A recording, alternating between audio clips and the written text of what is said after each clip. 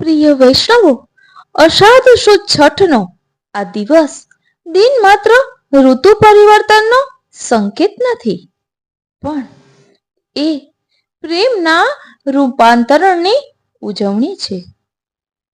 આજે પ્રભુ લાલ રંગના સાજ શ્રૃંગારથી શોભિત થાય છે, કેમ કે આજથી શરૂ થાય છે વર્ષા ઋતુ, જે પ્રેમનો વરસાદ વરસાવતી ઋતુ છે.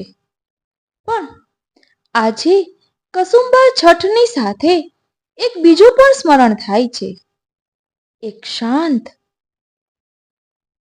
પણ અંતર સુધી સ્પર્શી જતી લીલા.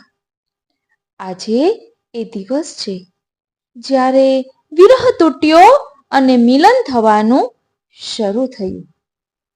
પોષ સુદ છઠ થી અષાઢ સુદ પાંચમ સુધી શ્રી ગુસાઈજીએ શ્રીનાથજીની સેવામાંથી દૂર રહી 6 માસ એ માત્ર દિવસો નહોતા, એ તો જીવનના શ્વાસ શ્વાસ જેટલા ભારે, તળપદ અને વ્યથિત પળો હતા. પણ એ પળોમાંથી જન્મી એક અત્યંત પવિત્ર ભાવની શ્રેણી, જે આજે વિજ્ઞપ્તિ તરીકે ઓળખાય છે. પ્રેમથી ભરેલી એ પત્ર સેવા રામદાસજી મુખિયાજી દ્વારા શ્રીનાથજી સુધી પત્ર સ્વરૂપે પહોંચાડવું અને શ્રીનાથજીના ચરવિત તાંબુલથી લખાયેલા પ્રતિપત્ર એ પ્રેમ ભક્તિની શિખર લીલા છે. તો ચાલો આજે જ્યારે ભક્તિનો લાલ રંગ વસ્ત્ર રૂપે પથરાય છે, ત્યારે આપણે પણ એ ઋતુમાં ડૂબીએ. પહેલા એ વિરહના પ્રયોગમાં પ્રવેશ કરીએ, વિરહના પત્રોમાં પ્રવેશ કરીએ અને અંતે ફરીથી અનુભવી લઈએ એ આશીર્વાદમય પળોને, જ્યારે ભક્તિનો તાપ પૂર્ણ થયો અને પ્રભુના દર્શન થયા.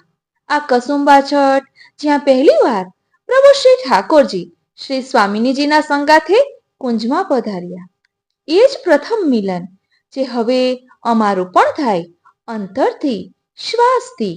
તો આવો આજે વાંચીએ, સમજીએ અને અનુભવમાં લઈએ એ પત્રોને, એ પલકો, એ પ્યાલા, જે વિષાદથી ભક્તિ સુધી લઈ જાય છે. આ પત્રો માત્ર શાબ્દિક વિનંતી નથી, પણ શ્રી ગુસાઈજીના હૃદયમાંથી નીકળેલી શ્વાસરૂપ લાગણીઓ છે. વિરહની અંદરથી જે ભાવ ફૂટે છે, એ ક્યારેક શબ્દથી વધારે ઊંડા હોય છે.